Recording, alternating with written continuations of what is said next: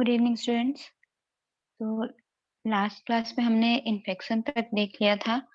अब हम आगे देखेंगे role of enzymes in pathogens and pathogenesis and role of toxins in pathogenesis. तो एंजाइम्स क्या होते हैं?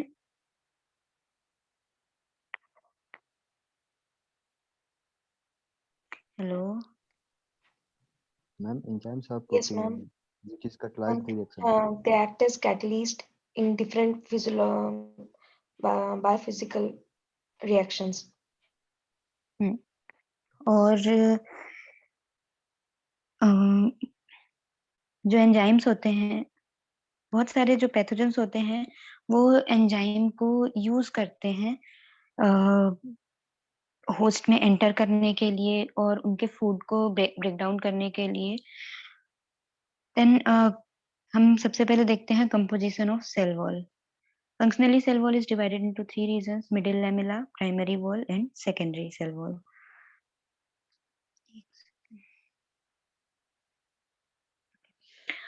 Then middle lamella act as intercellular cement which binds the cells together in tissue system। तो जो middle lamella होता है वो cementing agent का काम करता है जो कि सेल्स को टिश्यू सिस्टम में बाइंड करके रखता है। Pectin or pectic substances are major chemical constituent of wall layers and entire middle lamella, where as in other layers cellulose is found in good amounts। तो middle lamella में mainly pectin और pectic substances होते हैं as a chemical constituent. किस element का pectin substances होता है middle lamella में? कैल्शियम और मैग्नीशियम पेक्टेट। ओके, कैल्शियम और मैग्नीशियम पेक्टेट मिडिल लेमिला में होता है। और अदर लेयर्स जो होती हैं उनमें सेलुलोज का अमाउंट भी होता है। Besides these two major components, other components such as hemicellulose, lignin, and some amount of protein is also present. Main component of cell wall are pectic substances, cellulose, lignin and small quantity of protein. तो cell wall के जो main components हैं वो pectic substances, cellulose, hemicellulose, lignin and protein in a small quantity. The epidermis of plant is covered by cuticle whose major chemical substance is cutin in additional to cuticular wax। तो जो epidermis होती है plant की वो covered होती है cuticle से, और जो क्यूटिकल होती है उसका जो मेजर केमिकल सब्सटेंस होता है क्यूटिन होता है और उसके साथ क्यूटिकुलर वैक्स भी होता है। Then cuticular wax, plant waxes are found as granular और रॉड लाइक प्रोजेक्शंस और as a continuous layer outside or within the cuticle। wax formation is continuous process and it is not a terminal phase in the development of leaf। तो जो plant wax होता है वो granular और rod like projections में होता है और ये continuous होता है क्यूटिकल आउटसाइड और विद इन द क्यूटिकल। और जो वैक्स फॉर्मेशन है वो एक कंटिन्यूअस प्रोसेस है प्लांट में, ये टर्मिनल फेज नहीं है और ये कंटिन्यूअसली कंटिन्यूअसली प्रोड्यूस होते रहता है लीफ में। और जो cuticular waxes are made up of long chain molecules of paraffin, hydrocarbons, alcohol, ketones and acids। Most of the fungi and parasitic higher plants penetrate wax layers by means of mechanical force alone। तो जो cuticular wax है ये सबसे hardest और ऐसा कहें कि अभी तक ऐसे एंजाइम्स बहुत ही रेयर केसेस में देखने को मिले हैं। जनरली जो पैथोजेंस होते हैं पैरासिटिक प्लांट्स और फंजाई इनको पेनिट्रेट ही करते हैं। Then cutin, it is an insoluble polyester of unbranched derivatives of C16 and C18 hydroxy fatty acid। Cutin is admixed with waxes on upper side and with pectin and cellulose on lower side। तो जो cutin होता है उसके upper side में wax layer होती है और lower side में सेल्यूलोज होता है। क्यूटिनेज जो क्यूटिन को डिग्रेड करते हैं वो एंजाइम है क्यूटिनेसिस। तो ये याद रखना, cutinases break cutin molecules and release monomers as well as oligomers. तो जो क्यूटिनेसेस होते हैं वो क्यूटिन को ब्रेक करके monomers, oligomers, insoluble cutin polymers से फॉर्म करते हैं। Cutaneous reaches its highest concentration at penetrating point of the germ tube and at infection peg of Eprosorium forming fungi. तो जब उसको एंटर करना होगा पैथोजन को तो वो वैसे भी फॉर्म करता है अपना जर्म ट्यूब और इन्फेक्शन पैग. तो उस इन्फेक्शन पैग का जो पेनिट्रेटिंग पॉइंट होगा वहां पे क्यूटिनेस का कंसंट्रेशन हाईएस्ट रहता है ताकि वो क्यूटिन को डिग्रेड कर सके और एंटर कर सके. और जो फंजाई जनरली क्यूटिनेस प्रोड्यूस करती है जिनमें क्यूटिनेस होता है Colletotrichum gloeosporioides Sphaerotheca pannosa Venturia inaequalis Helminthosporium victoriae. Then pectic substances, these are major components of middle lamella, intercellular cement that holds in place the cells of plant tissues. They also make up a large portion of primary cell wall in which they form an amorphous gel filling the space between cellulose microfibrils. तो जो pectic substances होते हैं ये middle lamella के major components होते हैं. अभी हमने देखा मिडिल लैमेला वाले पोर्शन पे. और ये प्राइमरी सेल वॉल में भी लार्ज प्रोपोर्शन में होते हैं. और pectic substances are polysaccharides consisting mostly of D-galacturonic acid units with alpha-1,4 glycosidic bonds. These chains are esterified with methyl groups are linked with other carboxyl groups in calcium and magnesium salt bridges. So mainly इसमें याद रखने का यही है कि ये mostly D-galacturonic acid से बने होते हैं और alpha-1,4 ग्लाइकोसिडिक लिंकेजेस होते हैं और मैग्नीशियम सॉल्ट ब्रिजेस होते हैं. और पेक्टिक सब्सटेंसेस को जो एंजाइम डिग्रेड करते हैं वो होते हैं पेक्टिनेसेस. पेक्टिक सब्सटेंसेस 3 टाइप के होते हैं, pectic acid, pectinic acid and pectin. The enzymes that degrade pectic substances are known as pectinases or pectolytic enzymes. Pectinases and pectolytic enzymes are pectin methyl esterases, polygalacturonases and pectin lyases. 3 type के mainly होते हैं. तो pectin methyl एस्टरेजेस जो होते हैं ये ester bond को break करते हैं और मिथाइल ग्रुप को अलग कर देते हैं पेक्टिन से और पेक्टिक एसिड और मिथेनॉल फॉर्म करते हैं. देन पॉलीगैलेक्टोरोनेसेस जो होते हैं ये स्प्लिट करते हैं पेक्टिन चेन को by adding a molecule of water and breaks the linkage between 2 galacturonan units. And these enzyme catalyze reaction that break alpha-1,4 glycosidic linkage. तो जो polygallacturonases होते हैं वो mainly alpha-1,4 glycosidic जो bonds होते हैं उनको break करते हैं. And pectin lysis, it splits pectin chain by removing a molecule of water from the linkage, thereby breaking it and releasing products with unsaturated double bonds. तो ये unsaturated double bond वाले product को release करते हैं pectin lysis. These pectin enzymes can be exopectinases जो they break only terminal linkage, जो सिर्फ terminal linkages को break करते हैं वो exopectinases होंगे. और जो पेक्टिन चेन को रैंडम साइट से ब्रेक करेंगे वो endopectinases. Soft rot bacterium Erwinia carotovora subspecies carotovora and other fungi like Botrytis cinerea Sclerotium rolfsii ये सब इन सब में जनरली जो पेक्टिनेसेस होते हैं वो पाए गए हैं.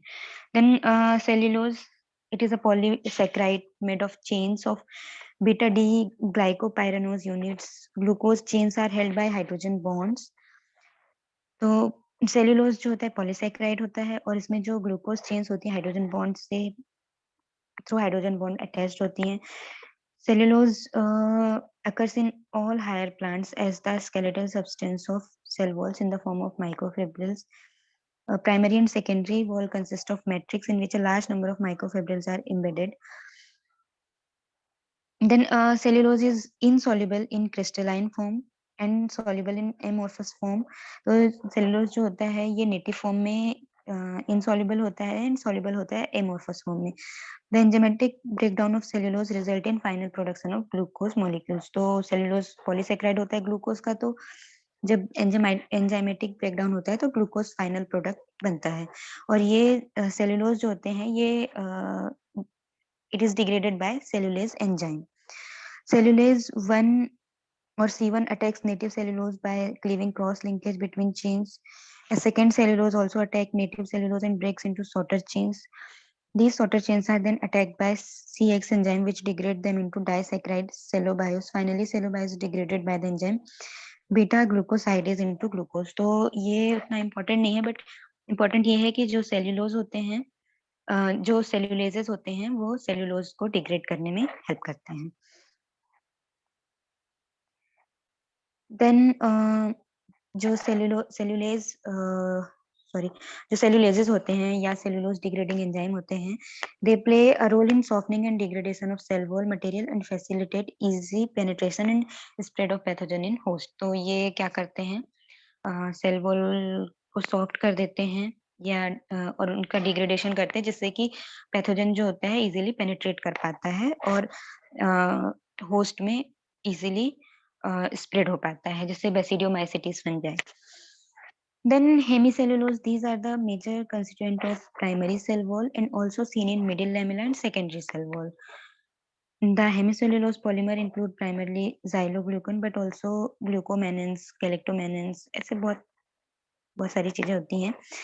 हेमिसेल्यूलेज जो होते हैं वो हेमिसेल्यूलोज को डिग्रेड करते हैं, और इसके example Sclerotinia, sclerotiorum, Sclerotinia, fructigena. Then lignin is found in the middle lamella as well as in the secondary cell wall of xylem vessels and the fibers that strengthen plants. It is an amorphous three-dimensional polymer made up of basic structural unit phenyl propanoid.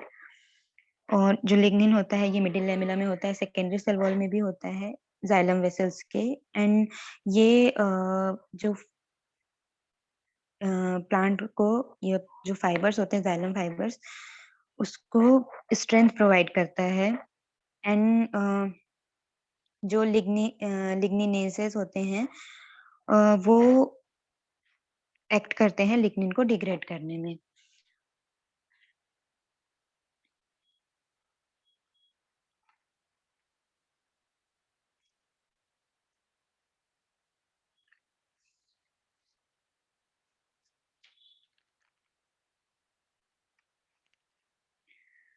Then cell wall proteins are similar to other proteins except that they are rich in amino acid hydroxyproline. तो जो cell wall proteins होते हैं उनमें hydroxyproline amino acid ज्यादा होता है, बाकी सब normal proteins की तरह होते हैं. इनको जो enzyme degrade करते हैं वो होते हैं proteases और proteinases या peptidases. Then lipids, various types of lipids occur in all plant cells. The most important one are phospholipid and glycolipids. तो ये जो phospholipid and glycolipids हैं ये important है. These lipids contain fatty acids which may be saturated or unsaturated. Lipolytic enzyme called lipases hydrolyze lipids and release fatty acid. तो जो lipases होते हैं ये lipid को degrade करते हैं, hydrolyze करते हैं और fatty acids release करते हैं. Starch स्टार्च को डिग्रेड करने वाले जो एंजाइम होते हैं वो होते हैं एमाइलेज. स्टार्च मेनली एक पॉलीसेक्राइड है जो it is a glucose polymer and exist in two forms, amylose और एमाइलोपेक्टिन के फॉर्म में. जो एमाइलोज होता है लीनियर मॉलिक्यूल होता है और एमाइलोपेक्टिन ब्रांच्ड मॉलिक्यूल होता है. और ये स्टार्च पॉलीमर को है तो सिंगल मोनोमर्स यानी केवल ग्लूकोज का ही पॉलीमर है ना मैम ये स्टार्च तो? हाँ ग्लूकोज का है लेकिन उसके तो दो ये मैम ये फॉर्म थोड़ा सा होते हैं. कंफ्यूजन हो जाता है, ये अमाइलोज और अमाइलोपेक्टिन तो मैम वो एक ही चीज है कि मतलब वो पॉलीमर ही बोलेंगे ना इसको, तो वो भी देखो मोनोमर टाइप का हाँ जिसमें एक ही पॉलीमर यूनिट हो? है, सुनो पॉलीमर है, पर अब वो पढ़े हो ना कि प्राइमरी स्ट्रक्चर होता है, सेकेंडरी स्ट्रक्चर होता है. जी जी जी. हाँ, तो जो अमाइलोज होता है वो लीनियर होता है, मतलब कि वो प्राइमरी स्ट्रक्चर में आएगा, और अमाइलोपेक्टिन जो होता है वो ब्रांच्ड होता है. 1,4 है ये लिंकेज होता ग्लूकोज का, हाँ है ये ग्लूकोज का ही पॉलीमर. है. Okay ma'am. ओके. देन हमने देखा एंजाइम एमाइलेज जो होता है वो स्टार्च को डिग्रेड करता है. इस जो भी हम ये पढ़ रहे हैं इसमें इम्पोर्टेंट एंजाइम के नाम ही हैं. देन हम आते हैं रोल ऑफ टॉक्सिन्स. ये एंजाइम वाले पोर्शन से ज्यादा इम्पोर्टेंट है. टॉक्सिन्स के कुछ टॉक्सिन्स के नाम इस पीडीएफ में नहीं है, वो मैं ग्रुप में डाल दूंगी, तो देख लेते हैं हम. Toxins can be defined as microbial metabolite excreted exotoxin or released by lyse cell, which in very low concentration is directly toxic to the cells of the suscept or host. जो toxins होते हैं ये microbial metabolites होते हैं। तो अगर ये जो माइक्रो ऑर्गेनिज्म है ये डायरेक्टली अगर एक्सक्रीट कर रहा है तो वो एक्सोटॉक्सिन्स होंगे, और अगर माइक्रो ऑर्गेनिज्म अगर कोई डेड सेल है या लाइज्ड सेल है उससे अगर कोई टॉक्सिन रिलीज हो रहा है तो वो एंडोटॉक्सिन है, और ये बहुत लो कंसंट्रेशन में भी टॉक्सिक होते हैं जो होस्ट की सेल्स होती है उनके लिए। Term toxin is used for the product of pathogen, its host or pathogen-host interaction, which even at very low concentration directly acts on living host protoplasm to influence disease development or symptom expression. तो जो term toxin है ये use करते हैं generally for product of pathogens के product के लिए, और पैथोजन होस्ट जो पैथोजन के प्रोडक्ट होते हैं या होस्ट के जो प्रोडक्ट होते हैं या पैथोजन और होस्ट के इंटरेक्शन से कुछ जो प्रोडक्ट्स होते हैं उनके लिए जो लो कंसंट्रेशन में डायरेक्टली इन्वॉल्व होते हैं डिसीज इन्फ्लुएंस करने में या डिसीज डेवलपमेंट में या सिम्टम एक्सप्रेशन में।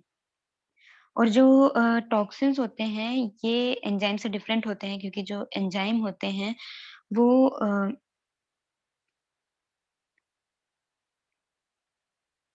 Toxins are different from enzymes in that they do not attack structure. हाँ, ये जो टॉक्सिन्स होते हैं ये स्ट्रक्चरल इंटीग्रिटी जो होस्ट के स्ट्रक्चर्स होते हैं या होस्ट टिश्यूज जो होते हैं उनको डायरेक्ट अटैक नहीं करते हैं, लेकिन ये उनके मेटाबॉलिज्म को अफेक्ट करते हैं।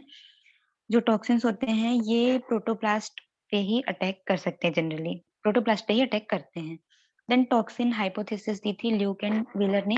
एक टर्म आता है टॉक्सिन में हाइपर सेंसिटिविटी का, ये टर्म दिया था स्टैकमैन ने इन wheat.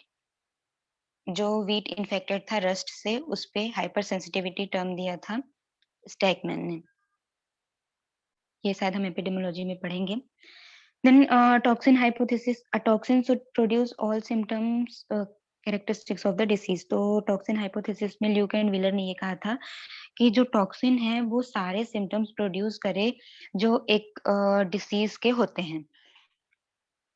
Then sensitivity to toxin will be correlated with susceptibility to pathogen. तो जो सेंसिटिविटी होती है टॉक्सिन की वो रिलेटेड होती है पैथोजन की ससेप्टिबिलिटी से।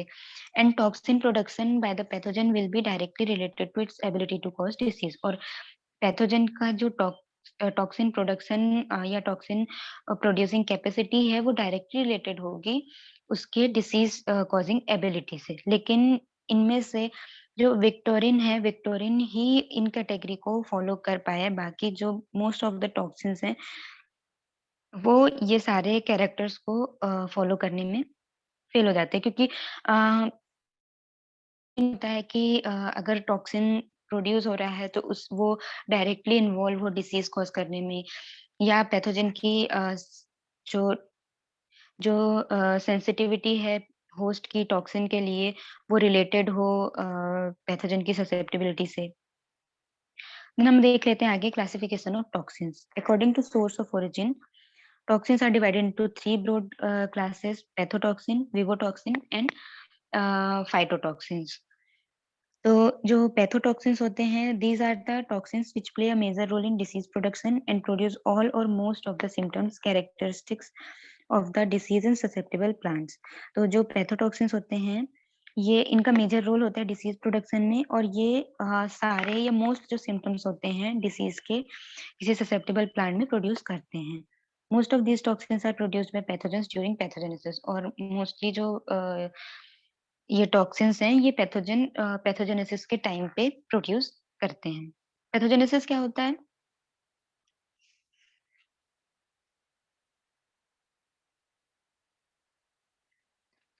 Hello,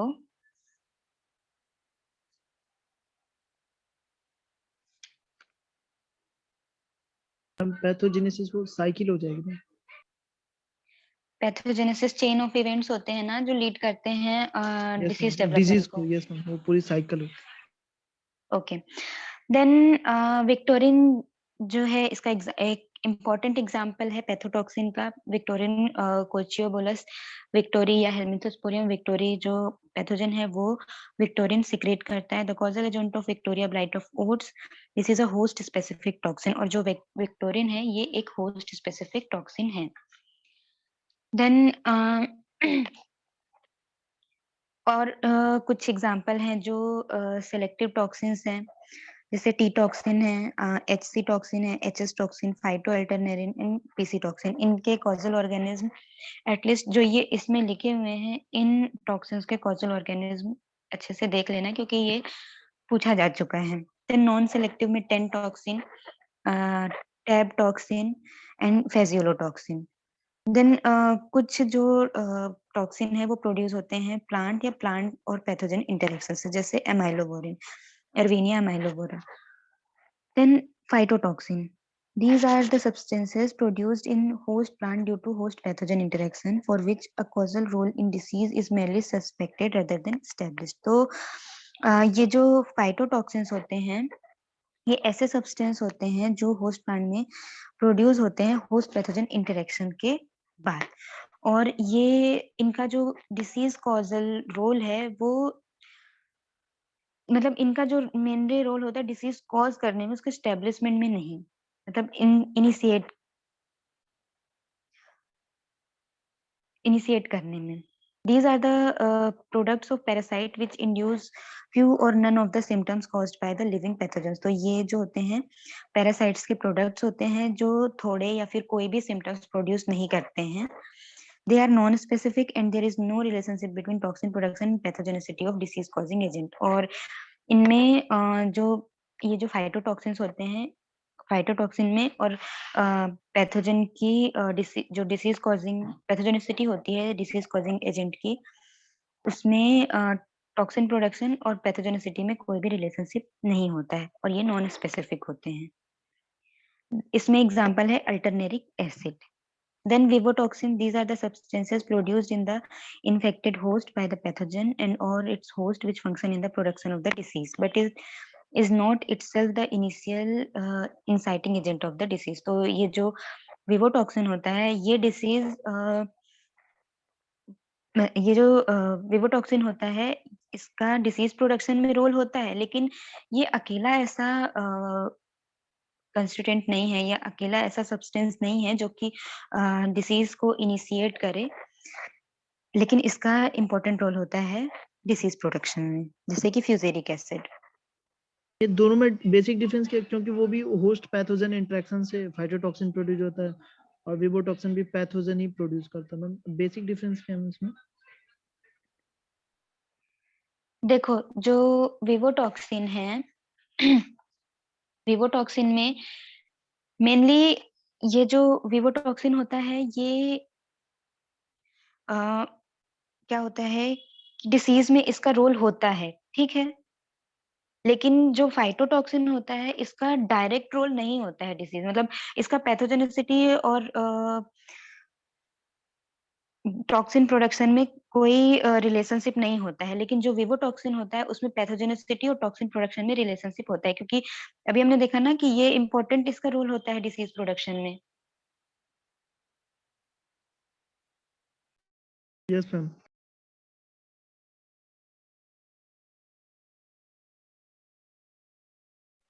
hello. जी मैम, जी मैम। ओके एंड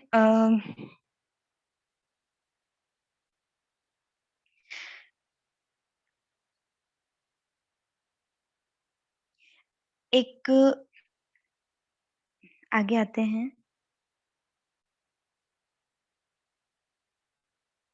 एक टॉक्सिन होता है जो एएम टॉक्सिन होता है, अल्टरनेरिया माली जो भी बोल सकते हैं। ये अल्टरनेरिया माली जो होता है ब्लॉच ऑफ एप्पल कॉज करता है।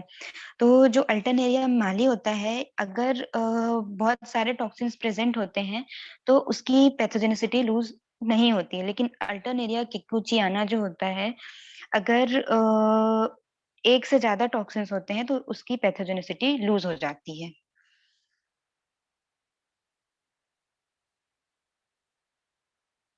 एंड एक और टर्म होता है फाइटोएलेक्सेंस का। हेलो। Yes ma'am. तो फाइटोएलेक्सेंस क्या होते हैं कि ऐसे एंटी माइक्रोबियल सब्सटेंसेस होते हैं जो जब फाइटोपैथोजेनिक इंटरेक्शन हो जाता है प्लांट और पैथोजन के बीच में, उसके बाद ये उनके स्टिमुलेशन से फाइटोपैथोजेनिक इंटरेक्शन के स्टिमुलेशन से फाइटोएलेक्सेंस प्रोड्यूस होते हैं।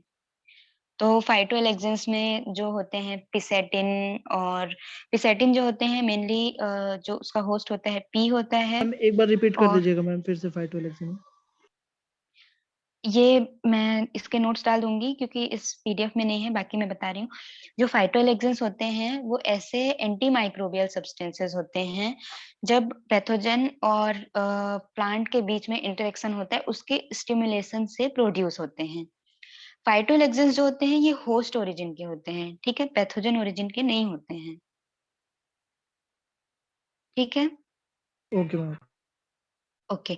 तो जो फाइटोएलेक्सेंस के कुछ एग्जांपल्स हैं इंपॉर्टेंट, जैसे पिसेटिन है, ये पी में होता है और मोनोलिनिया फ्रैक्टिकोला के लिए, देन फेजियोलिन फ्रेंच बीन में, देन रेसिटिन पोटैटो में, रेसिटिन पे क्वेश्चन आ चुका है, देन गॉसिपोल कॉटन में, सिसेरिन बंगाल ग्राम में, इपोम्यूरिन स्वीट पोटैटो में एंड कैप्सिडोल पेपर में। देन हम आते हैं क्लासिफिकेशन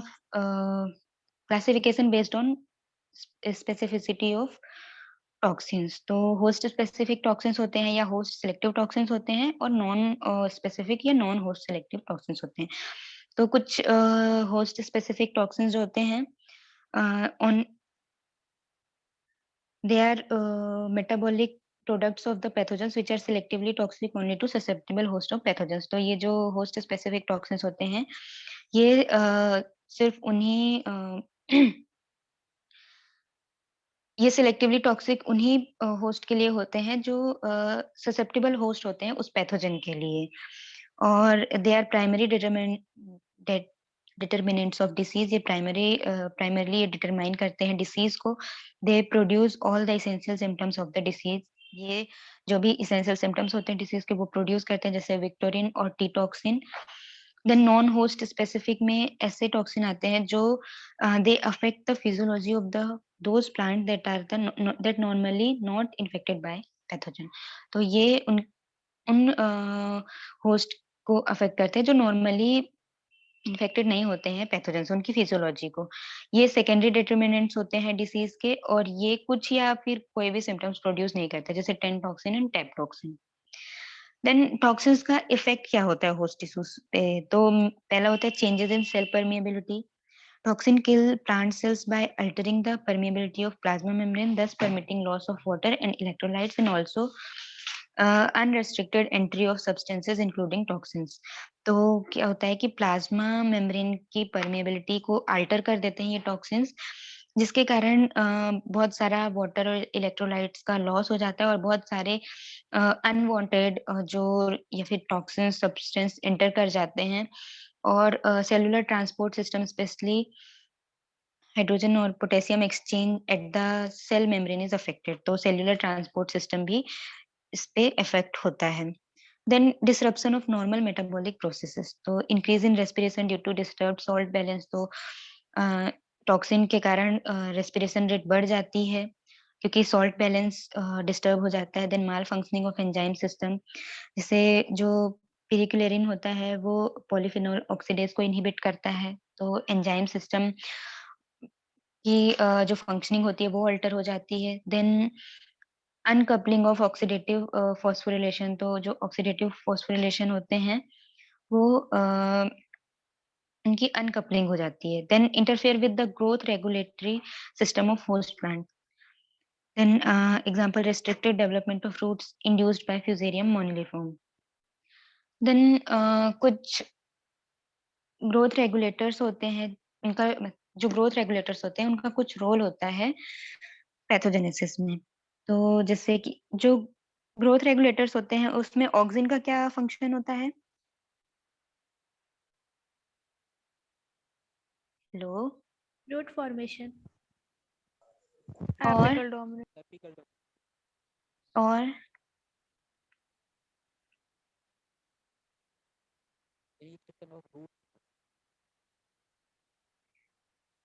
देखो, जो ऑक्सिन होता है वो सेल इलोंगेशन और डिफरेंशिएशन को रेगुलेट करता है और सेल मेम्ब्रेन की परमेबिलिटी को अफेक्ट करता है।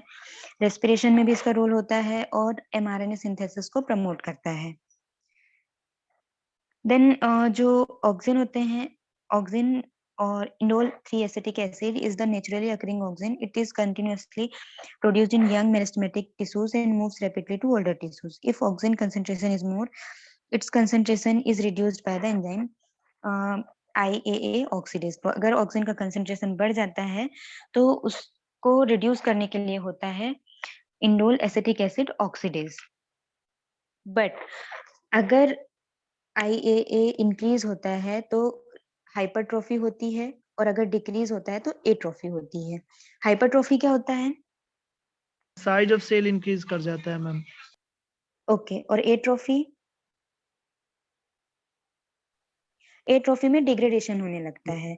तो इंक्रीज्ड IAA जो होता है ये जनरली जो IA ऑक्सीडेज होता है उसके इनहिबिशन के कारण जो इंडोल एसिटिक एसिड है उसका कंसंट्रेशन इंक्रीज होने लगता है और उसके कारण हाइपरट्रोफी हो जाती है। और डिक्रीज होता है तो एट्रोफी होती है। और इसका एग्जांपल है Ralstonia solanacearum. The causal agent of wilt of solanaceous plants induces a 100-fold increase in IA level in deceased plants. तो जो विल्ट ऑफ सोलेनेसियस प्लांट्स का पैथोजन है ये 100 टाइम्स IA लेवल इंक्रीज कर देता है डिसीज्ड प्लांट्स में। Increase और उसके कारण क्या होता है? इंक्रीज हो जाती है क्या? Plasticity of cell wall as a result of high IA levels renders the pectin, cellulose and protein component of cell wall more accessible to pathogen degradation. तो IAA इंक्रीज होने के कारण जो सेल वॉल की प्लास्टिसिटी होती है वो increase हो जाती है और उसके कारण जो सेल वॉल होती है वो पैथोजन डिग्रेडेशन के लिए एक्सेसिबल हो जाती है। पैथोजन उसको इजीली डिग्रेड कर पाते हैं। इंक्रीज इन IA लेवल में also inhibit lignification of tissues. और IA लेवल इंक्रीज होने से जो टिश्यूज में लिग्निफिकेशन की प्रोसेस होती है वो इनहिबिट हो जाती है। और भी पैथोजेंस में ये देखा गया जैसे Phytophthora infestans, Ustilago maydis, Plasmodiophora brassicae, Sclerospora graminicola, Agrobacterium tumefaciens and Meloidogyne में increased IA level. Then gibberellins first isolate हुआ था जिब्रेला फ्यूजिकोराई से एंड ये बेकेन या फूलिश सीडलिंग डिसीज का कॉजल एजेंट है। Infected seedling show abnormal elongation due to excessive elongation of internodes.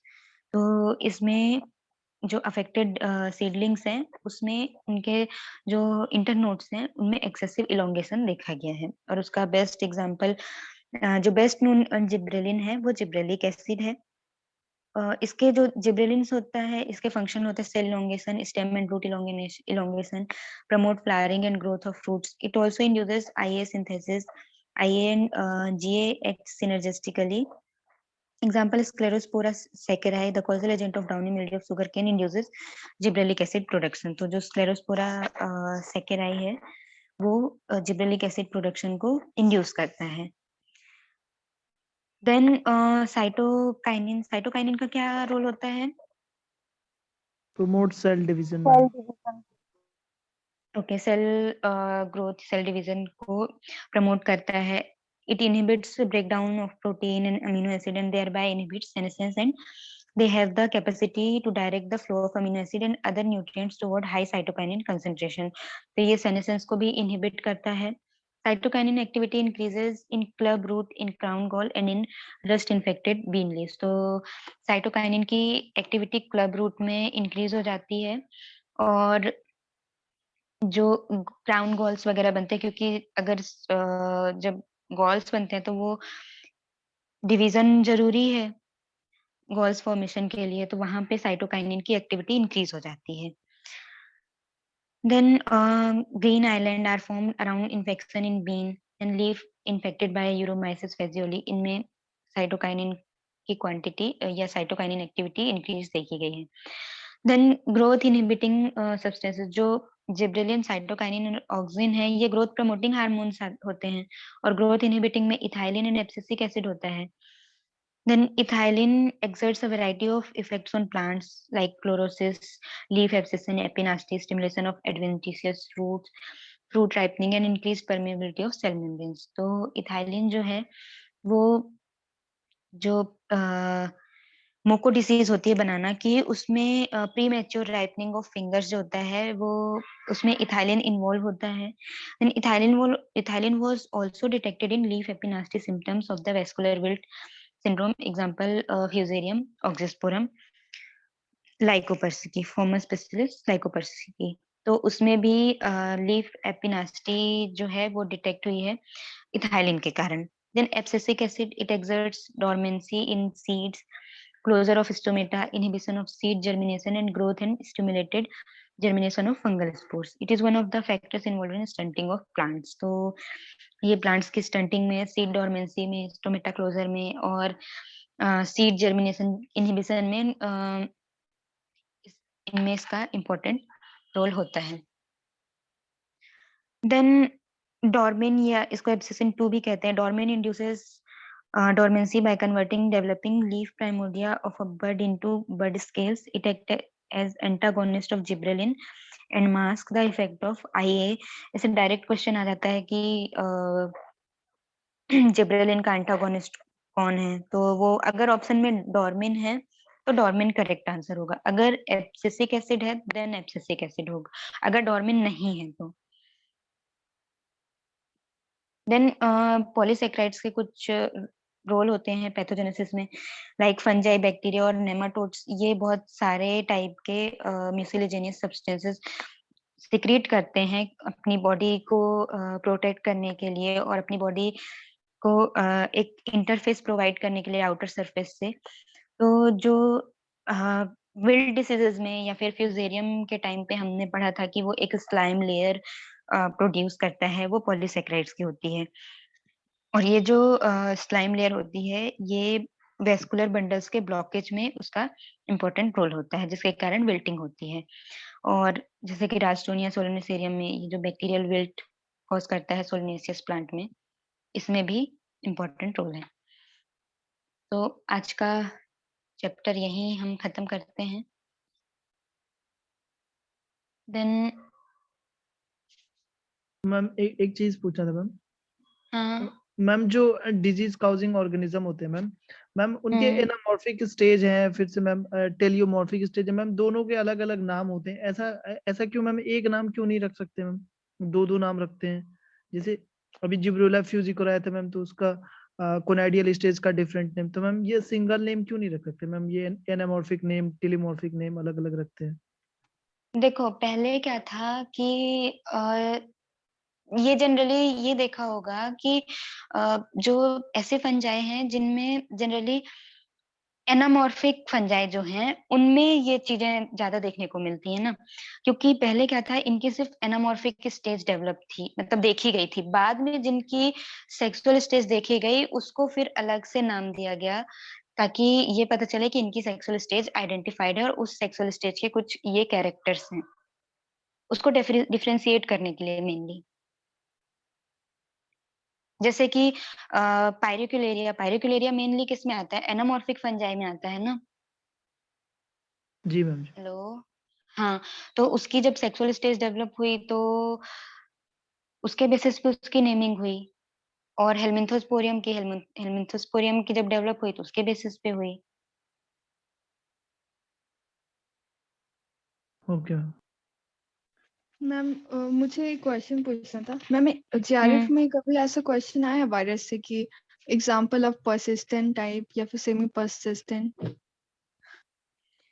देखो ये परसिस्टेंट टाइप और सेमी परसिस्टेंट टाइप जो होते हैं, ये ऐसा मतलब डायरेक्ट एग्जांपल नहीं आया है, बट रिलेट करके आ जाते हैं कि जो परसिस्टेंट टाइप हैं वायरसेस, उनको ये मतलब इतना टाइम चाहिए होता है, उनके जो फीचर्स होते हैं उसके बेसिस पे. और मैम वो वायरल ग्रुप से जैसे पोटी वायरस, बदना वायरस, मतलब वो सबका एग्जांपल याद करना होगा. नहीं, वो एग्जाम्पल जो है ना वो हेल्प करते हैं उनके जेनेटिक मटेरियल को वो करने में, जैसे कि हाँ, जेनेटिक मटेरियल को याद करने में हेल्प करते हैं। तो जेनेटिक मटेरियल से क्वेश्चंस आए हैं, पर उनके मतलब फैमिली और उनके क्लासिफिकेशन से जनरली क्वेश्चंस नहीं देखे हैं। Okay ma'am, thank you. Okay, okay, thank you. Ma'am हाँ। मैम एक क्वेश्चन था। मैम आपने बताया था एक्सोटॉक्सिन्स और एंडोटॉक्सिन्स में, तो सर हम्म, मैम जो बैसिलस thuringiensis होता है वो बीटा एंडोटॉक्सिन प्रोड्यूस करता है, तो वो होस्ट हम्म, जो अपने होस्ट सेल में जाकर, तो वो मैम किसके लाइसिस हो जाती है सेल्स की?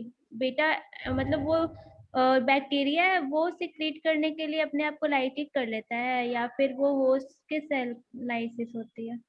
होस्ट की सेल लाइसिस होती है। अच्छा। देखो क्या होता है, वो जो एक्सोटॉक्सिन और एंडोटॉक्सिन है ना, एक्सोटॉक्सिन में क्या होता है कि जैसे कुछ पैथोजेंस होते हैं जो पहले सॉइल में पड़े हुए होते हैं, ठीक है। तो वो क्या करते हैं कि डायरेक्ट टॉक्सिन रिलीज करते हैं, जिससे कि जो होस्ट है उनका वो ससेप्टेबल हो जाए, उसके बाद वो इंटर कर जाए। और जो एंडोटॉक्सिन में क्या होता है कि पैथोजन इंटर कर गया सेल के अंदर, अब वो वहां पे रिएक्शन करेगा, फिर जो सेल की लाइसिस होगी, उसके बाद जो टॉक्सिन रिलीज होगा उस मतलब डेड सेल से, वो होगा एंडोटॉक्सिन। या फिर अगर पैथोजन एंटर करने के बाद भी करता है तो वो भी एंडोटॉक्सिन होगा, जैसे कि जो बैसिलस thuringiensis में वो इंसेक्ट की गट पे जाके सिक्रीट करता है। यस मैम, हाँ, thank you ma'am. Thank you.